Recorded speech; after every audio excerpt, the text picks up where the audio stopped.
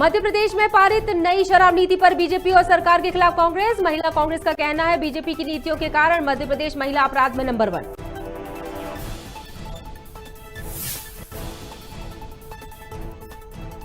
अंबिकापुर में NH 43 की सड़क का खस्ता हाल और धीमा निर्माण। गुस्साई युवा कांग्रेस ने चक्का जाम कर किया विरोध। हजारों परीक्षार्थी हुए परेशान।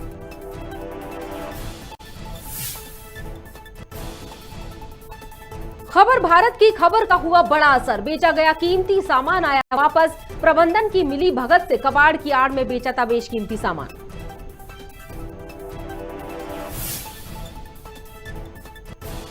कोरिया जिले के ग्राम गोड़पारा में प्रशासन की दिखी लापरवाही। खराब पड़े ट्रांसफार्मर के चलते अंधेरे में रहने को मजबूर ग्रामीण। शिकायतों के बावजूद बिजली विभाग ने नहीं बदला ट्रांसफार्मर। और रायपुर में सीमा सुरक्षा बल के ADG RS भट्टी की प्रेस कॉन्फ्रेंस। BSF अभियानों उपलब्धियों को गिनाया। BSF की कार्रवाई के चलते नक्सली भर्ती में आई गिरावट।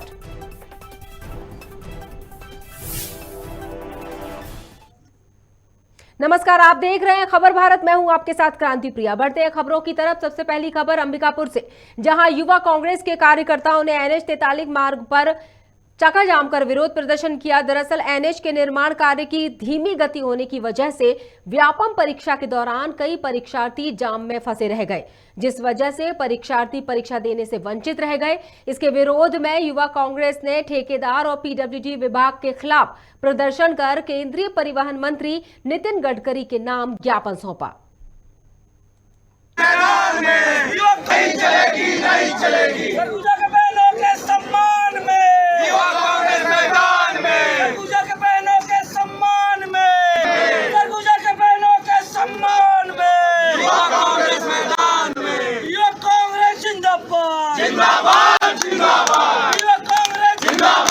पहले भी एक बार वहाँ भारत माता चौक में भी यूथ कांग्रेस की तरफ से उस पर पहल हुआ था, तो वो रोड को थोड़ा सा बनाने की कोशिश किए थे, मगर उसमें फिर से मिट्टी डाल के फिर से वही काम हो गया वो।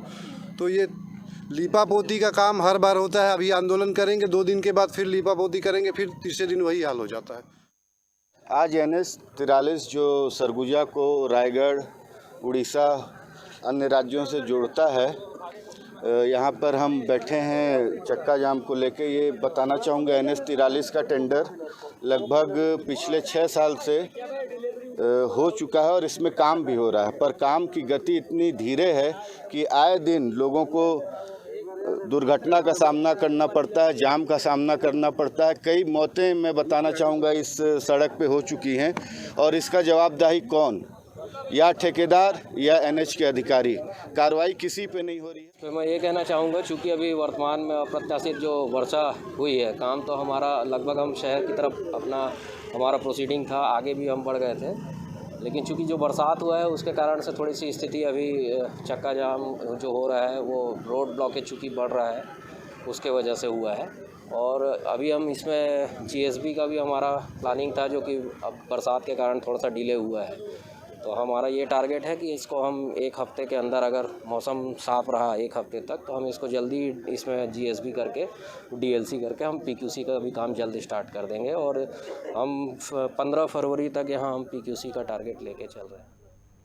कमलनाथ की बैठक पर पूर्व मंत्री सज्जन सिंह वर्मा का बयान सामने आया है। वे कह रहे हैं बालाघाट और सिवनी जिले की बैठक कमलनाथ ने ली है। मंडलम और बूथ सेक्टर को लेकर जो काम चल रहा है उसका फीडबैक लिया गया है और आगामी रणनीति को लेकर भी चर्चा हुई है। कांग्रेस के घर वापसी अभियान को लेकर बड़ा बयान देते हुए कहा कि जो विधायक बिक गए थे उनको वापस नहीं लिया जाएगा, क्योंकि कांग्रेस बिका हुआ माल वापस नहीं खरीदती। साथ ही बीजेपी पर आरोप लगाते हुए कहा कि बीजेपी ED CBI का भय दिखाकर अपने कुनबे को बढ़ा रही है। उमंग सिंगार और दिग्विजय पर उमंग सिंगार और दिग्विजय के बीच जो कमलनाथ के साथ बैठक हो गई है, अब दोनों के बीच कोई मनभेद नहीं है, ये भी कहा। उमंग सिंगार समझ गए हैं उनका रास्ता और दिग्विजय सिंह का रास्ता बढ़ा है। मैं समझता हूँ कि दिग्विजय सिंह जी और उमंग सिंगार की बैठक कमलनाथ जी के दिशा निर्देश के अनुसार हो गई है, और अब इस तरह का कोई मैं ये कहूँ कि वैचारिक मतभेद अब नहीं है, खत्म हो गया। उमंग समझ गए हैं कि उनका रास्ता अलग है, दिग्विजय सिंह जी का रास्ता बड़ा है, तो हमें अपने रास्तों पे चल के ही कांग्रेस को मजबूत करना है। ये छुटपुट घटनाक्रम होता रहता है। वो ट्वीट किसके लिए किया जाता है, कोई अपने लिए समझ लेता है, तो उसके मतलब 2-3 तरह के होते हैं। अंबिकापुर में गणतंत्र दिवस के जिला स्तरीय समारोह की तैयारियां पूरी कर ली गई हैं। कलेक्टर संजीव कुमार झा और पुलिस अधीक्षक अमित तुकाराम कंबाले ने कार्यक्रम को अंतिम रूप दिया और कुछ कमियों को तत्काल दूर करने के निर्देश दिए।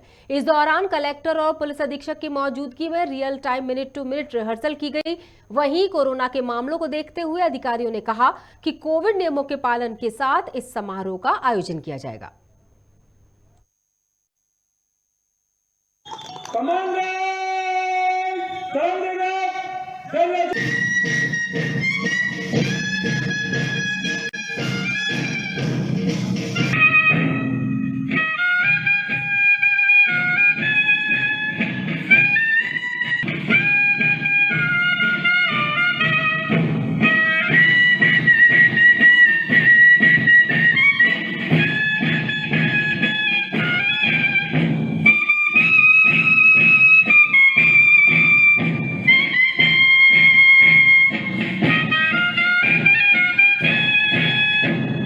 रिहर्सल के लिए परेड की जो कार्रवाई रहती है उसके लिए 26 जनवरी की जो परेड रहती है उसके लिए रिहर्सल की तैयारी की गई है। तैयारी पूरी है। लड़कों ने बहुत मेहनत की है, हमारे लोगों ने बहुत मेहनत की है। आशा करता हूं कि 26 जनवरी की जो परेड रहेगी और 26 जनवरी का जो कार्यक्रम रहेगा वो बहुत ही अच्छा रहेगा। गणतंत्र दिवस की तैयारियों की पूर्व समीक्षा, उसमें real time minute to minute के हिसाब से रिहर्सल के लिए आज हम सभी लोग पूरी टीम के साथ उपस्थित हैं और माननीय मुख्य अतिथि जी के द्वारा 26 तारीख को उसमें झंडा बंदन की कार्रवाई की जाएगी। उससे पहले की जो तैयारी है उसको मिनट टू मिनट के हिसाब से हम लोगों ने अभी उसको देखा है और उसमें और जो तैयारी करनी है उसके लिए संबंधित विभाग को, अधिकारियों को निर्देश दिए जा रहे हैं। मध्य प्रदेश के मुख्यमंत्री शिवराज सिंह चौहान कैलारस जनपद पंचायत की ग्राम पंचायत सगोरिया में पहुंचे, जहां उन्होंने कार्यकर्ताओं के साथ बूथ विस्तार को लेकर बैठक की। बैठक में सम्मिलित होने के बाद मुख्यमंत्री जनता के बीच पहुंचे और लोगों को संबोधित करते हुए 880 करोड़ 57 लाख की विकास योजनाओं की सौगात जनता को समर्पित की। इसके बाद सीएम बहरारे वाली माता मंदिर पर पहुंचे, जहां उन्होंने मां भगवती की पूजा अर्चना की। बता दें, इस कार्यक्रम में केंद्रीय मंत्री नरेंद्र सिंह तोमर, प्रदेश सरकार के मंत्री भरत सिंह कुशवाहा और बीजेपी के तमाम दिग्गज नेता मौजूद रहे। इसलिए आपने सूबेदार अकेले को नहीं, शिवराज सिंह चौहान को भी जिताया है, भारतीय जनता पार्टी को जिता के। जो विश्वास आपने मुझे दिया है उस विश्वास को किसी भी कीमत पर हम टूटने नहीं देंगे, खंडित नहीं होने देंगे। बिलासपुर के तोरवा थाना अंतर्गत लूट का एक अजीब सा मामला सामने आया है। धुमा रोड के पास लूट की एक घटना घटी है, जहां राजश्री गुटखे से भरे ट्रक से आधा गुटखा लूट ले गए लुटेरे। मौके पर पहुंची पुलिस ने जानकारी देते हुए बताया कि सिरगिट्टी फैक्ट्री से लोड होकर ये ट्रक जा रहा था, जिसमें से 3 से 4 लाख का गुटखा लूट लिया गया।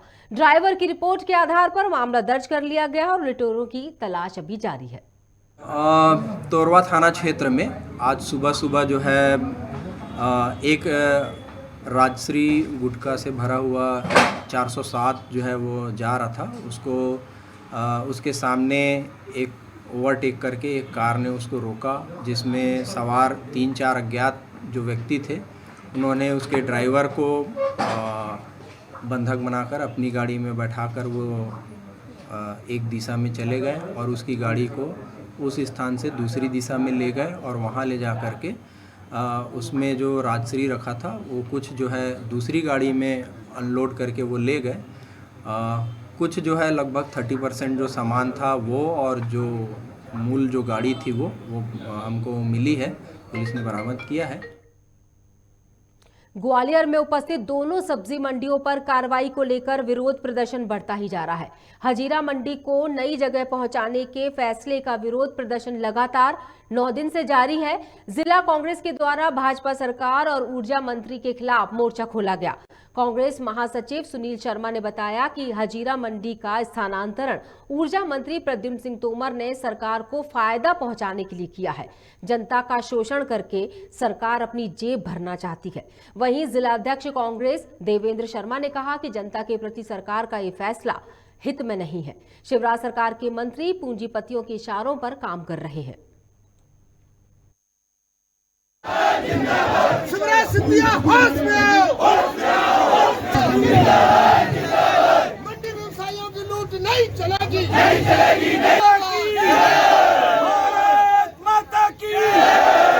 सब्जी बेच रहे हैं, झाड़ू लगाएंगे, बर्तन धोएंगे, इस नौबत पे ला ही दिया माननीय प्रद्युमन सिंह तोमर जी ने। जब वो वोट मांगने जाते हैं तो वादे उनके कुछ और होते हैं, चाहे वो रेशम मिल को लेकर वादा हो या फिर वो जो नाले को लेकर हो, तो नल्ले में उतरते हैं, नंबे पे चढ़ते हैं।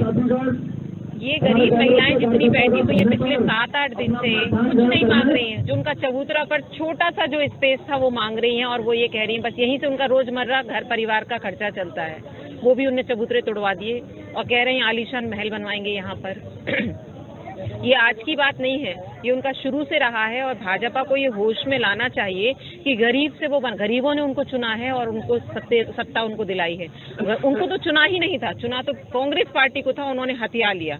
आज मंत्री जी के जो वादे थे वो वादे तो रहे, बस वादे ही रह गए, मंत्री जी नजर नहीं आ रहे। 7-8 दिन से ये महिलाएं परेशान हैं। को उजाड़ा जा रहा है, चाहे फुटपाथ पे बैठने वाला गरीब हो, चाहे सब्जी बेचने वाला ठेले पे वो हो, चाहे फल के ठेले वाला हो, चाहे सब्जी मंडी में चबूतरे पे सब्जी बेचने वाला हो, चाहे किराने वाले हो, चाहे कपड़े की रेडी लगाने वाला हो, चाहे चप्पल जूते बेचने वाला हो, चाहे गुड़ के ठेले वाला हो, चाहे चाट वाला हो, सबको एक साथ उजाड़ दिया गया है। मैंने कहा मंत्री जी से, वो कहते हैं कि वहां स्वर्ग जैसी व्यवस्था है। कांग्रेस के पूर्व नेता प्रतिपक्ष अजय सिंह ने कई मुद्दों पर बात की। उन्होंने घर वापसी अभियान पर कहा कि घर वापसी अभियान में किससे प्रयास करूंगा ये अलग मुद्दा है, शुरुआत हो गई है, शुरुआत कहां तक ले जाती है ये समय ही बताएगा। वहीं सज्जन सिंह वर्मा के बिकाऊ को वापस न लेने पर जो बयान उन्होंने दिया, जो बिकाऊ थे वो बिक कर चले गए। आज बीजेपी की सरकार है, यदि कोई कांग्रेस में शामिल हो रहा है तो वो पीड़ित होगा और आने वाले समय की संभावना देखता होगा, इसलिए घर वापसी कर रहा है। जो बिकाऊ थे वो तो बिक के चले गए। आज भारतीय जनता पार्टी की सरकार है। यदि कोई कांग्रेस में शामिल हो रहा है तो कोई लाभ हानि के लिए नहीं, उसके विचार मिलते होंगे, कहीं पीड़ित होगा, आने वाले समय की संभावना देखता होगा, इसलिए तो घर वापसी है। यदि कोई बिकाऊ है तो अभी क्यों बिके, जो बिकना था बिक गए। मध्य प्रदेश में पारित नई शराब नीति 1 अप्रैल से लागू होने जा रही है, जिसके पारित होने के बाद से ही कांग्रेस बीजेपी और सरकार के खिलाफ हमलावर देखी जा रही है। इसी संदर्भ में आज महिला कांग्रेस की जिला अध्यक्ष संतोष कंसाना के नेतृत्व में प्रदर्शन किया गया। संतोष कंसाना ने कहा कि जो नई शराब नीति आई है हम उसका विरोध करते हैं। बीजेपी की नीतियों के कारण ही मध्य प्रदेश महिला अपराध में नंबर 1 पर है।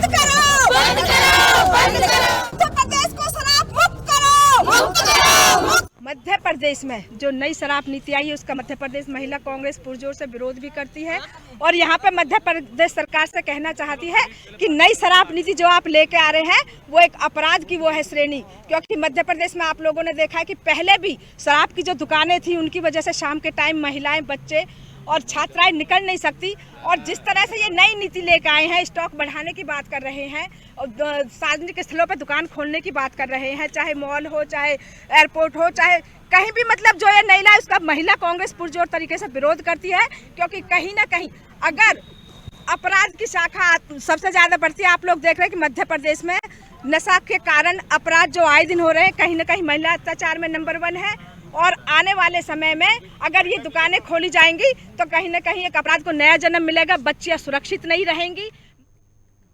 अंबिकापुर में NH-43 सड़क के खस्ता हाल और धीमे निर्माण के चलते युवा कांग्रेस ने चक्काजाम कर विरोध प्रदर्शन किया।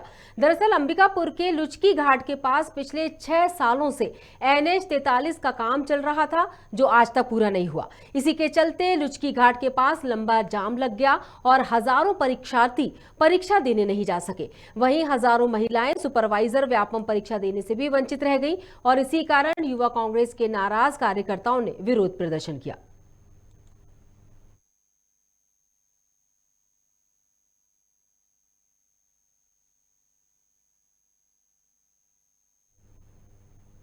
जमुना कोतमा SECL के आमाडाड खुली खदान परियोजना के अधिकारियों ने कबाड़ी से साठ गांठ कर SECL को लाखों का चूना पहुंचाया है, जिसे लेकर HMS के अध्यक्ष श्रीकांत शुक्ला ने महाप्रबंधक को पत्र लिखकर मांग की है कि LNT का सामान उपयोग के लिए रखा था, लेकिन उत्खनन इंजीनियर की मिली भगत से कबाड़ लोड करवाने के लिए नियुक्त अधिकारी ने लगभग 19 लाख रुपए के इस उपयोगी सामान को वाहन में लोड कर कबाड़ी को बेच दिया। 24 टन कबाड़ 2 दिन पहले ही निकाला जा चुका है। इस खबर को खबर भारत में प्रमुखता से दिखाया गया था।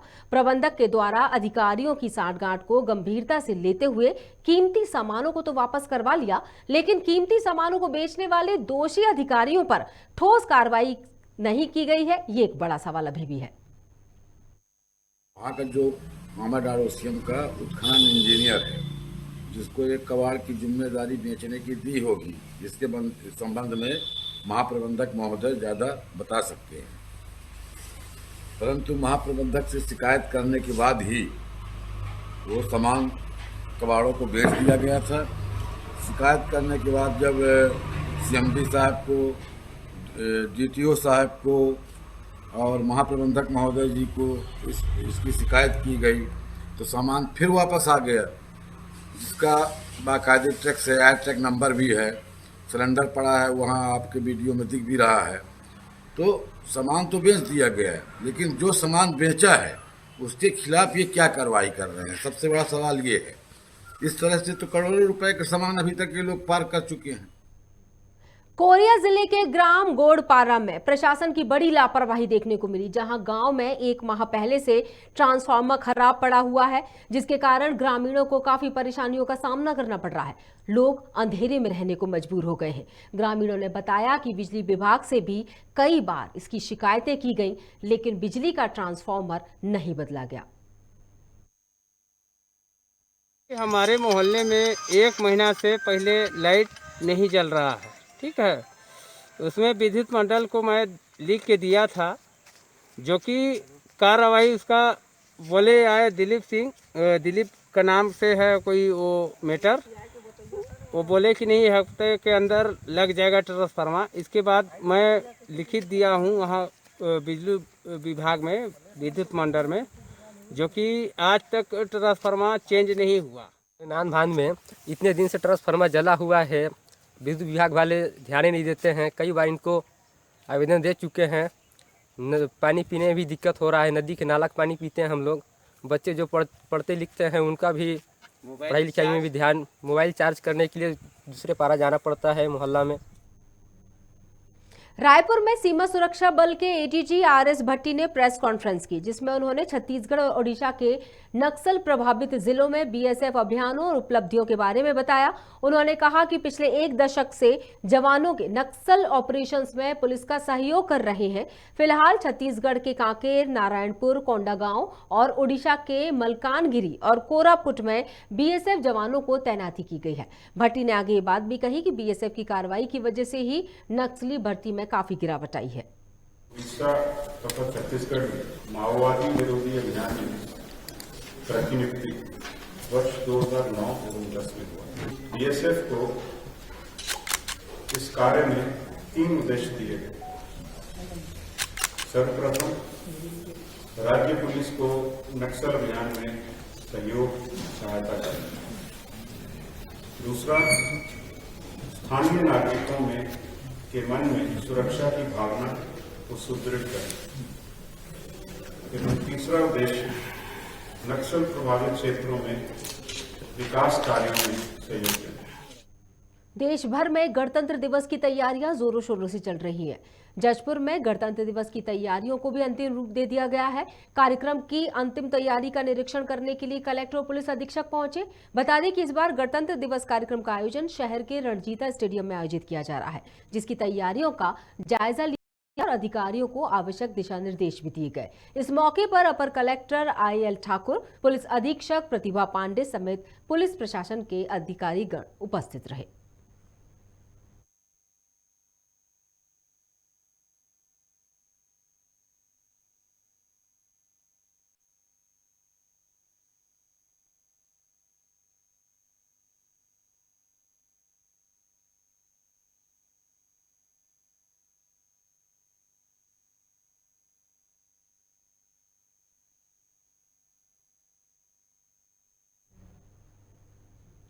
और इस खबर के साथ बुलेटिन में फिलहाल इतना ही, लेकिन जाने से पहले मैं क्रांति प्रिया खबर भारत की तरफ से आप सभी से एक बार फिर से ये अपील करती हूं कि भीड़ में जाने से पहले मास्क लगाना ना भूलें, सोशल डिस्टेंसिंग का पालन करें, सरकार द्वारा बनाई गई कोरोना गाइडलाइन का पूरी तरह से पालन करें और मास्क लगाकर रखें, क्योंकि मास्क ही है जिंदगी। नमस्कार।